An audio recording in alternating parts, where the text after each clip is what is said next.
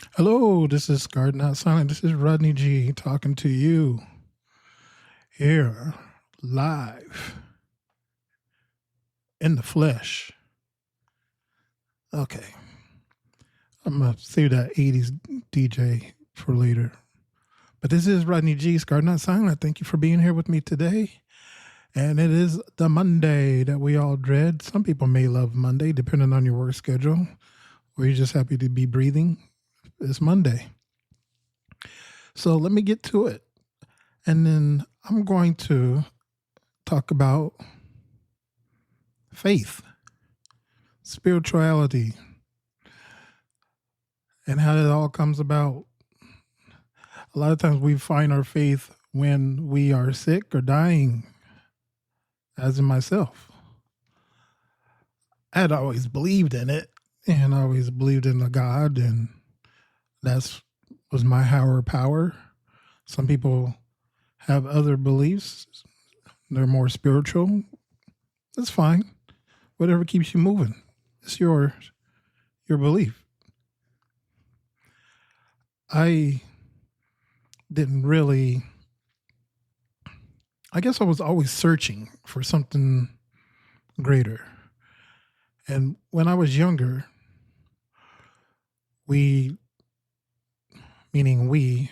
my mom and I, studied with the Jehovah's Witness. But prior to that, I remember going to a Baptist church, but it wasn't on a regular. But we did study with the Jehovah's Witness on a regular. And they would come to the door occasionally. It was a woman, and I think she had a couple of girls, and she had a boy a little older than myself. And eventually, mom invited them in, and we started doing readings. I think they were on Saturday. And I was in the kitchen doing my reading while my mom was doing her studies in the living room. And that went on, I would say, for more than several months, because she was looking to become a member at the time. But she changed her mind once she found out that she had to quit smoking, because the members or the elders would not allow smoking if you're going to the temple or to the church, or what they call Kingdom Hall. So that didn't last after that. And pretty much it was, for myself anyway, it was like a period of nothing regarding religion. And I would get involved in church here and there as I got older, but nothing really consistent. I went to church off and on with one of my former coworkers. I actually ended up having, when I got out of my undergrad, I went and did an internship, and there was like several men of faith there who really just kind of took me under their wings in more ways than just religion, just life, kind of like having big brothers. And I started going to church at that point for a little bit. Like I said, nothing really consistent. And this was as a substance abuse facility. I was working with teens who basically in a recovery house. And we used to take them to church as well. So we could go in, or you could stay out. So it kind of depended on what your comfort level was. But by the time when I was in college, I should say, I went to a Catholic college. But nobody really approached me regarding Catholicism.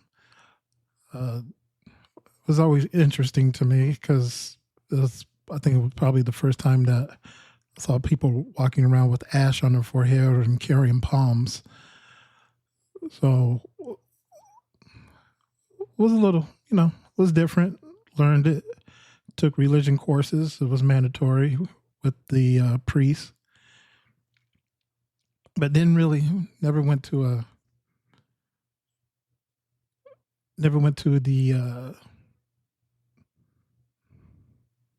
the church, to the chapel.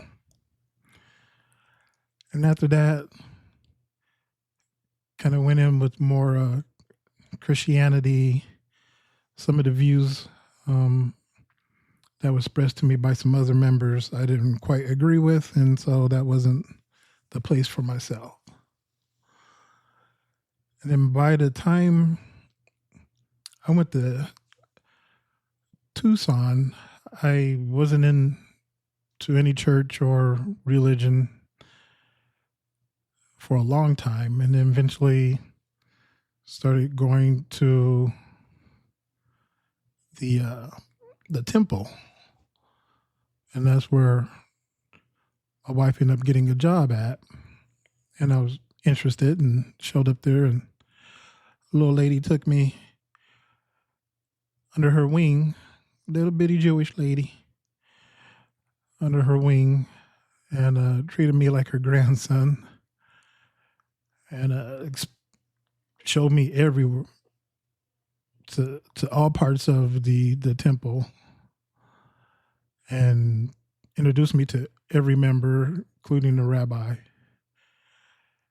and just kind of continued from there. And this was before I understand the drama from a religious standpoint between Israel and Palestine. But it wasn't at the height that it is currently right now. So it was much different times in the sense of at least living in the United States.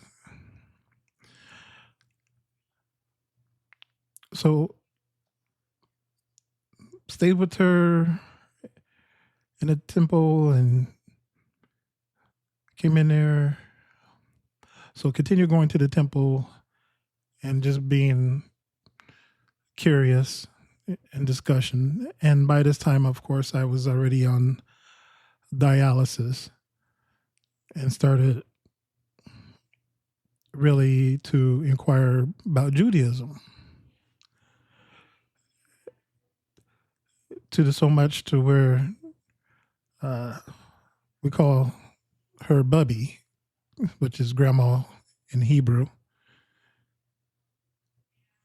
So she goes, at one point, she wanted to see me convert over, but it never happened. She didn't live long enough to see that. She got into a car accident, and pretty much I think that car accident declined her health, definitely declined her memory. And soon after that, she physically and mentally declined. And we had already left for California by that point. And then got a phone call while we was in California that she had passed. So she wasn't able to see it. But I still took her memory with me and all her teachings with me. And for whatever reason, it resonated with me. Judaism did. And I continued going to services in La Jolla at one of the oldest temples. Some people call it temple, shul, synagogue. And further my studies, got involved into Intro to Judaism, which is a 6-month commitment. Went through that, met with the rabbi on a regular, and she pretty much sat with me and went over different types of documents and research, the faith, the culture, and eventually asked me if I was ready. And, well, let me back up.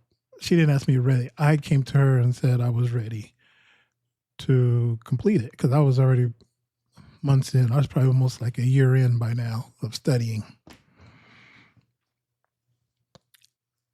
And then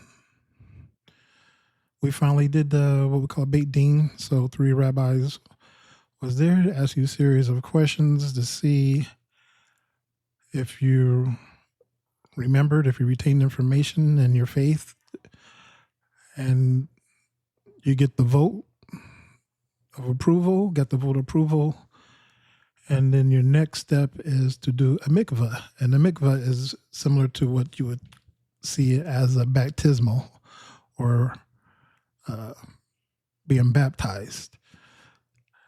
Had to go to LA to do that. Sometimes it's more traditional to go into a body of water, such as the ocean, because I was in California. However, it seems to be maybe a little more dangerous, but also because the ocean's always moving, it's hard to do like the ceremonial part of the mikvah. So we went to LA, my wife and I, and went to the university in LA, University of, I can't remember. I want to say Jewish American, but American Jewish University. Let me see. Went to the American Jewish University, and that's where we did the mikvah. And once you get into the mikvah, so there's a process before you get to the mikvah. You have to shower. If you have any body hair, you can shave your body hair. They provide the soap. They provide the shower for you. And then you go in to this mikvah, and they have another body of water that they release that mixes in with the water that you already have. And I believe that water is blessed water that comes in. And the water is nice and warm. So it's warm water, and you have to be witnessed by someone. And that person happened to be a lady, so she couldn't necessarily witness me because they're supposed to see you naked in the water. So, but she had a barrier that she went behind. And then I did the 3 prayers, and then you kind of float for a little bit. So you're not supposed to touch anything. And then you come up, do your prayers, and you do that for a series of 3 times. And then you get a moment of reflection at the end. And that was probably one of the most spiritual moments that I had, because at that time I still didn't get a kidney, and probably some hope was sliding from me at the time, because we're talking about at least 7 years or so. And I really wasn't even on the list. Well, yeah, by that time I was on the list, but just barely. So the hope was probably fading. So, and at that time, hope was probably fading. And so next, I just went and prayed and told God that whatever the plan is, it's in His hands, that I'm done. I can no longer have no control over it. What will be, will be. And and I'll save everything else for later, because it'd be going out of context. So we'll see what happens with my prayers. But faith looks different to everybody. And this was my long search for religion and spirituality, and I wouldn't be quote unquote like a Bible thumper, but I'm definitely found the spiritual side, the religion that at the time of need came into my life. And even during this time, I was kind of hesitant to talk about it because where we're at right now with the war and politics. But so much is more than just the war and politics. Some of it is personal for people as well. And that doesn't necessarily mean you agree with everything that's going on. So I guess vulnerability to share my spiritual journey. And more than anything, I just want you to find yours, wherever it may land for you. Maybe it's you going outside and praying on top of a mountain, or you walking by the lake, or just you getting up in the morning and sitting on the edge of your bed and talking to the air. Maybe the air will listen to you. It's amazing. It's amazing. I'll share later how amazing it is. Sometimes things make you believe.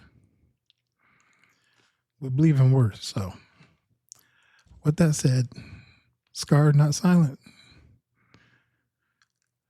If you wake up, you have a purpose. Bye.